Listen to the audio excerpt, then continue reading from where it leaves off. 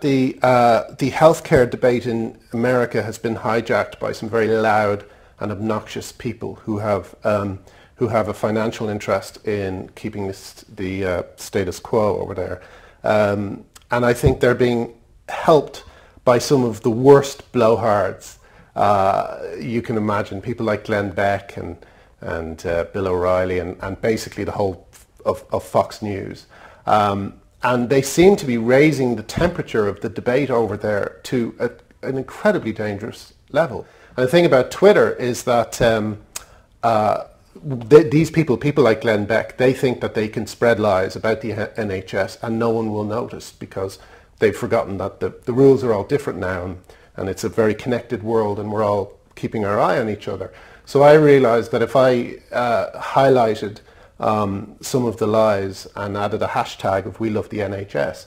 I thought it might grow to a fair size, but I didn't really expect it to get this big. So I just thought that it would be nice to counter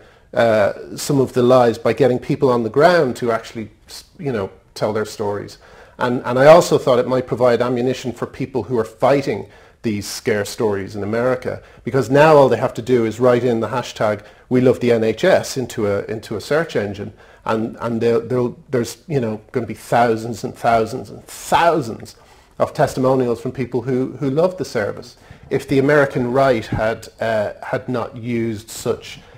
ridiculous arguments to get their point across, then it may not have taken off the way it did. But by saying things like Stephen Hawking wouldn't have been allowed to live under the NHS when he's British and grew up in England, they've just totally,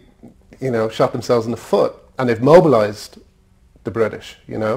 So the lie that the NHS is somehow responsible for euthanasia, or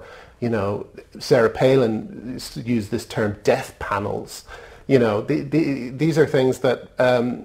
we can now counter by